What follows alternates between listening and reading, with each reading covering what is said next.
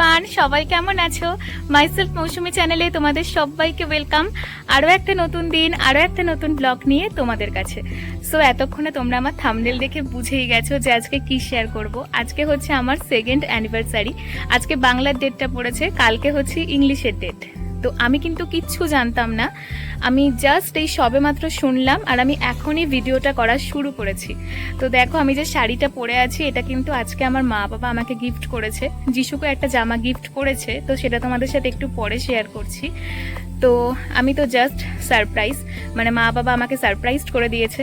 তো cake cutting, তার সাথে মা যা যা রান্না করেছে সবটা তোমাদের সাথে শেয়ার করছি। আর কোনো রকম কোনো মেকআপ করতে পারিনি, কারণ কিছুই নেই আমার এই বাড়িতে, জাস্ট এই লিপস্টিকটা ছিল তাই আমি এটাই পরেছি। তো চলো তোমরা ভিডিওটা অবশ্যই শেষ পর্যন্ত দেখতে থাকো, তোমাদের বেশ ভালোই লাগবে। সকাল থেকে আমার দ্বিতীয় বিবাহবার্ষিকীর দিনকে ঝমঝম করে বৃষ্টি হচ্ছিল। আমার বিয়ের দিনকেও কিন্তু এত বৃষ্টি হয়নি। আর আমি না সত্যিই বুঝতে পারিনি যে আমাদের দ্বিতীয় বিবাহবার্ষিকী আমার মা বাবা এত সুন্দর করে সেলিব্রেট করতে পারে। আসলে আমার মা বাবা বাংলার ডেটটা ধরেছিল, তাই আমি অতটা কিছু বুঝতে পারিনি। বাট যখন আমার মা বাবা নিজের হাতেই শাড়িটা আমাকে দিচ্ছিল আর তার সাথে যিশুকে হুডি টাইপ মতন টি শার্টটা দিচ্ছিল, তখন আমি বুঝতে পারছিলাম যে হ্যাঁ আজকে কিছু একটা হতে চলেছে। তো তোমরা অবশ্যই জানিও যে এই শাড়িটা পরে আমাকে কেমন লাগছিল। আর জানো এই দিনকে আমি ফার্স্ট টাইম নিজে একা একা শাড়ি পরেছিলাম। আর যিশুকে কেমন লাগছে সেটাও অবশ্যই জানিও। তো চলো এখন কেক কাটবো। আর এই কেকটা কিন্তু আমার বাবা নিজে পছন্দ করে আমাদের জন্য কিনে এনেছিল। এই ছোট ছোট জিনিসগুলো না আমার লাইফে ভীষণ ম্যাটার করে, ভীষণ আনন্দ দেয় আমাকে।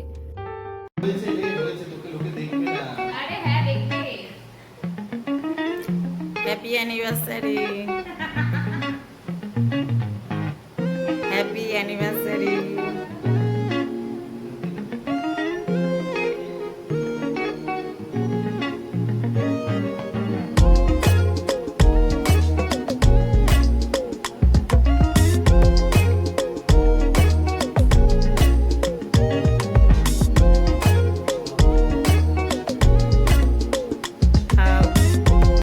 হ্যাঁ, তোমরা তো দেখতেই পেলে আমাদের কেক কাটার মুহূর্তটা। আমাদের বন্ডিংটা জানো তো এই রকমই। আমরা না সবসময় এইভাবে থাকতেই ভালোবাসি। আর আমাদের সম্পর্কটা কিন্তু 2 বছরের না, আমরা অনেক দিন ধরে একে অপরকে চিনি আর একে অপরের সাথে সম্পর্কে আছি। তো বিয়ের পর জানো তো অনেকের কাছে বকা খাই যে আমরা কেন এখনো তুই তুই করে কথা বলি। বাট বিশ্বাস করো, এইভাবে কথা বলে না অনেকটা নিজের মনে হয় আমরা অনেকটা স্বচ্ছন্দ ফিল করি। তো জানি না যে তোমাদের কার কার এই জিনিসটা পছন্দ নয় বা পছন্দ। তো তোমাদের কেমন লাগলো আমাদের এই বন্ডিংটা আমাকে অবশ্যই জানিও। তো কেক কাটিংয়ের পরে সবাইকে কেক খাইয়ে দিয়েছি। তো চলো এখন তোমাদের সাথে শেয়ার করি যে মা কি কি রান্না করেছিল। মা তো অনেক কিছু রান্না করেছিল। ভাত করেছিল, তার সাথে হচ্ছে ভাজা ছিল, ভাজার মধ্যে মাছ ভাজা, পটল ভাজা, কাঁকরোল ভাজা, আলু ভাজা, কুমড়ো ভাজা, এছাড়াও ছিল ডাল, তার সাথে হচ্ছে মাছের মাথার ঝোল আর হচ্ছে মাছ, তার সাথে মাটন কষা ছিল, তার সাথে হচ্ছে চাটনি ছিল, পাঁপড় ছিল, মিষ্টি ছিল, পায়েস ছিল। দুপুরবেলা লাঞ্চ করতে করতে অনেকটাই দেরি হয়ে গিয়েছিল, তাই আমি আর রেস্ট নিও নি। আর আজকে আবার আমি যাব আমার শ্বশুর বাড়িতে। আর সারাক্ষণ ধরে বৃষ্টি হচ্ছে, তাই সন্ধেবেলায় এই বাড়িতে চা খেয়েই আমি বেরিয়ে পড়েছিলাম। আমি যাচ্ছি হচ্ছে টোটোতে করে, কারণ আমার মা আবার ওই বাড়ির মা বাবার জন্য সব খাবার দাবার প্যাক করে দিয়েছিল। তো ওই বাইকে করে এই বৃষ্টির মধ্যে সব খাবার দাবার নিয়ে যাওয়াটা একটু চাপের ছিল, তাই যিশু একাই বাইকে আসছে। তো ওই বাড়িতে গিয়ে না আমি সেরকম কোনো ক্লিপ নিতে পারিনি, তাই আর তোমাদের সাথে শেয়ার করতে পারলাম না। সো আজকে দুপুর থেকে তোমাদের সাথে সবটা শেয়ার করেছি যে আমার মা বাবা আমাদের 2nd অ্যানিভার্সারি উপলক্ষে কি কি অ্যারেঞ্জমেন্ট করেছিল। তো আমি জানতাম যে আজকে আমি আর যিশু রাত 12টার সময় একটা কেক কাটবো, সেটা আমাকে যিশু আগের থেকেই জানিয়েছিল।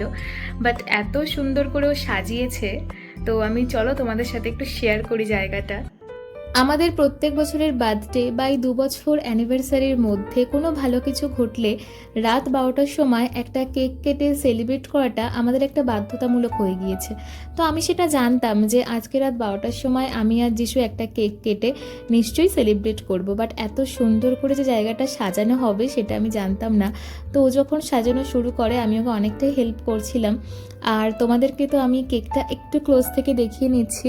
তোমরা কেকটা দেখো, কেকটা কত সুন্দর করে বানিয়ে দিয়েছিল। তো যে বানিয়ে দিয়েছিল আমি তাকে অবশ্যই ট্যাগ করে দেব, তোমরা চাইলে ওর সাথে কন্ট্যাক্ট করতে পারো। এবং কেকের পরের যে লেখাটা সেটা আমার ভীষণ পছন্দ হয়েছিল। লেখাটা হচ্ছে মিষ্টি ভরে শাখা পলার শব্দে 2 বছর।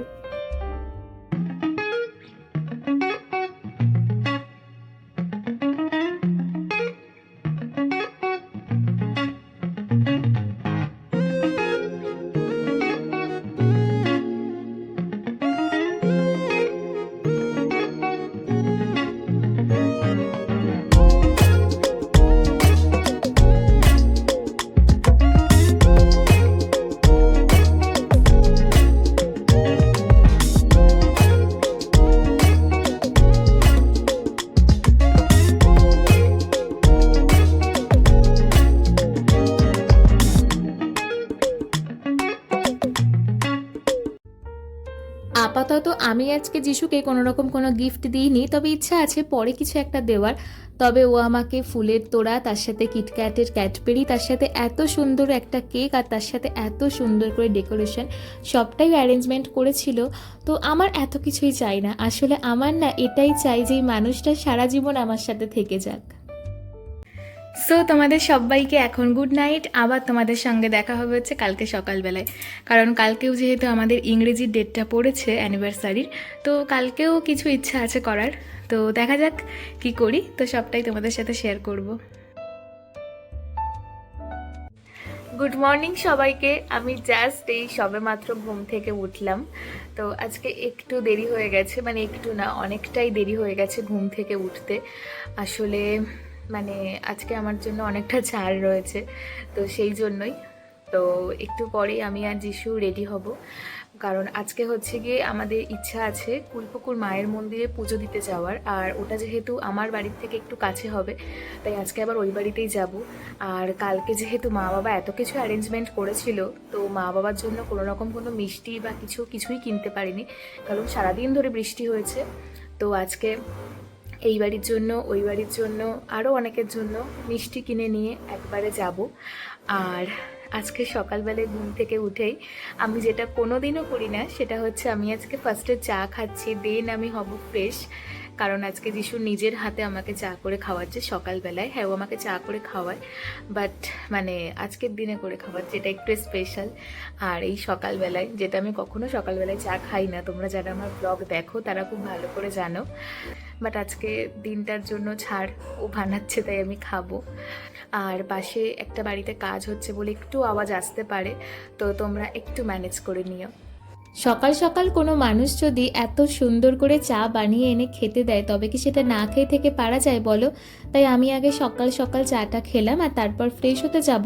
তখন ওর এটুকুই দাবি ছিল যে আমার মাথায় একটু হাত বুলিয়ে দে। আসলে দোষটা ওর নয়, সকাল সকাল ঘুম থেকে উঠেছিল আর বৃষ্টিতেও ভেজা পড়েছে, যেহেতু ওর কিছু কাজ ছিল, তাই আমি ওর ইচ্ছাটা পূরণ করলাম। আর তারপর ফ্রেশ হয়ে এসে খেলাম হচ্ছে সকালবেলায় মামনির হাতের বানানো লুচি, তরকারি আর কালো জাম। যেহেতু আজকে ভেজ খাওয়ার ডে, তাই মামনি আজকে আমাদের সেরকম কিছুই রান্না করে খাওয়াতে পারবে না, তাই আমাদের জন্য ব্রেকফাস্ট রেডি করেছিল। সো মামনির হাতের বানানো ব্রেকফাস্ট করে একেবারে স্নান করে নিয়েছি আর রেডিও হয়ে নিয়েছি। তো এক্ষুনি বেরোবো ওই বাড়িতে যাওয়ার জন্য। যিশু গেছে হচ্ছে মিষ্টি আনতে ঠাকুরের জন্য, সব বাড়ির জন্য। তো চলো তোমাদের সাথে একটা জিনিস শেয়ার করি। আজকে সকালবেলায় গীতা মা এসেছিল, মানে আমার দিদি শাশুড়ি। আসলে ছোট থেকেই যিশু আমার দিদি শাশুড়িকে গীতা মা বলে ডাকে, তো আমিও বিয়ের পর থেকে সেটাই ডাকছি। তো গীতা মা একটা বেডশিট গিফট করেছে আমাকে আর যিশুকে, তো সেটাই তোমাদেরকে দেখাবো। আর মামনি আর বাবা হচ্ছে কি টাকা দিয়েছে গিফট হিসাবে। আর কালকে তো তোমাদেরকে দেখিয়েছি যে আমার মা বাবা আমাকে শাড়ি দিয়েছে, আর যিশুকে দিয়েছে হুডি টাইপ মতন একটা টি শার্ট। এই যে এই বেডশিটটাই গীতা মা আমাকে আর যিশুকে গিফট করেছিল। এই বেডশিটটার কালারটা না অফ হোয়াইট, আর তার সাথে যে ডিপ অরেঞ্জ কালারটা হয় সেই দুটো কালার মিশিয়ে, আর এটা কিন্তু মোমবাটিক প্রিন্টের। তো যাই হোক, তোমাদের সাথে কথা বলতে বলতে যিশু মিষ্টি নিয়ে চলেও এসেছে, আর আমি আর যিশু এখন বেরিয়ে পড়েছি ওই বাড়িতে যাওয়ার জন্য।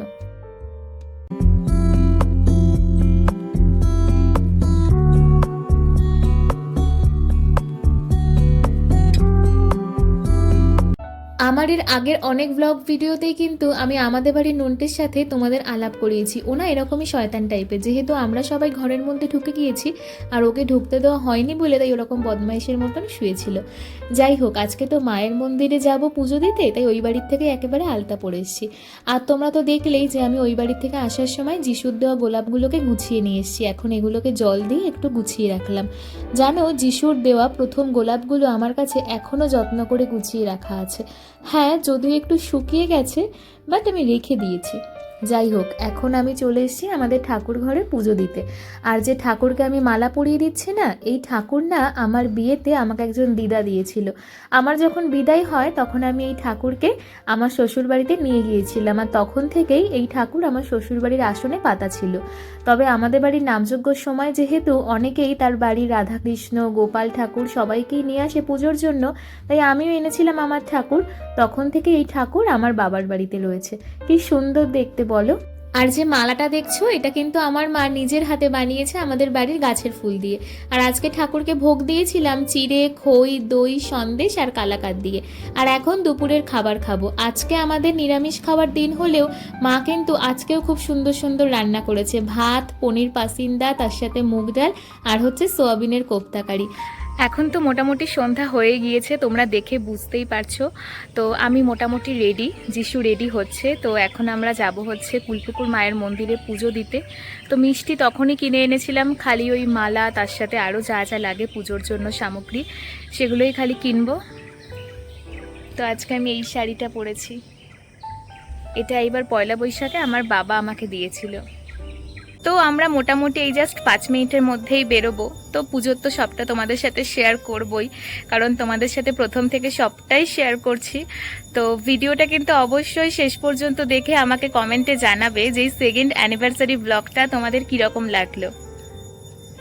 গতকাল রাত্রিবেলায় কেক কাটতে গিয়ে আমি আর যিশু প্রায় অনেকক্ষণ ধরে জেগেছিলাম, তাই জন্য আজকে দুপুরবেলায় লাঞ্চের পরে ঘুমিয়ে পড়েছিলাম। তাই তখনকার আর কোনো ক্লিপ তোমাদের সাথে শেয়ার করতে পারলাম না। তাই একেবারে উঠে রেডি হয়ে তোমাদের সাথে সবটা শেয়ার করলাম। আর আমি আর যিশু কিন্তু চলেই এসেছি মায়ের মন্দিরে। তো মিষ্টির প্যাকেট তো নিয়েই এসেছিলাম, তোমাদেরকে তো বললাম। তো এই দোকান থেকে মায়ের জন্য মালা আর তার সাথে ধূপকাঠি, মোমবাতি সবটা নিয়ে নিয়েছি। আর আজকে কিন্তু আমি পুজোর রিয়েল ভয়েস তোমাদের সাথে শেয়ার করব। আমি জানি না তোমরা যারা আমার ভিডিও দেখছো তারা কখনো আমাদের এই হাবড়ার কুলপুকুরের মন্দিরে এসছো নাকি। তবে যদি কেউ এসে থাকো তবে কিন্তু আমাকে অবশ্যই জানিও। আর আজকে যেহেতু আমি তোমাদের সাথে মায়ের আরতিটা শেয়ার করব, তো তোমরা যারা আসোনি তারা অবশ্যই মায়ের আরতিটা দেখো। যাই হোক, মায়ের সামনে ধূপকাঠি মোমবাতি ঘুরিয়ে আমাদের মনস্কামনা পূরণের জন্য এখানে ধূপকাঠির মোমবাতি দিয়ে দিলাম। এখন চলো তোমাদের সাথে একটু মন্দিরটা ঘুরিয়ে দেখাই। এই মন্দিরে কিন্তু শুধু মায়ের মূর্তি নেই, তার সাথে ভোলা মহেশ্বর, এছাড়াও মা মনসা, তাছাড়াও কিন্তু কয়েকদিন আগে নতুন করে নারায়ণ শিলা হয়েছে। এখন কিন্তু মন্দিরটা বেশ অনেক বড় হয়েছে। আর জানো, প্রত্যেক দিনকেই না মন্দিরে বেশ ভালো ভিড় হয়। আমি মনে হয় এই নিয়ে 4 থেকে 5 বার এসছি, আর যখনই এসছি বেশ ভালো ভিড় হয়। আমি যতবারই এসছি রাত 8টার আগে কিন্তু কখনোই আরতি শুরু হয় না। আজকেও ঠিক তাই বেশ কিছুক্ষণ বসেছিলাম মায়ের আরতি দেখার জন্য। তো এখন কিন্তু আরতি শুরু হবে, তো চলো তোমরা আরতিটা দেখে নাও।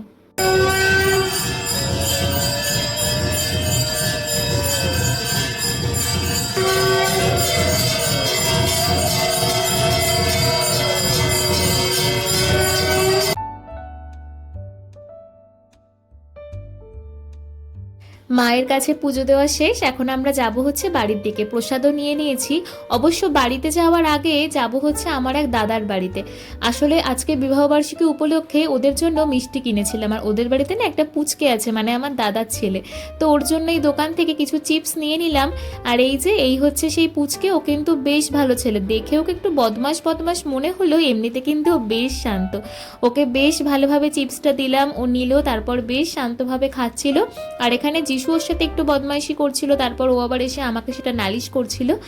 যাই হোক, আজকে আমার সারা দিনটা জানা তো বেশ ভালোই কাটলো। আর তোমাদের এই ব্লগটা কেমন লাগলো আমায় অবশ্যই জানিও।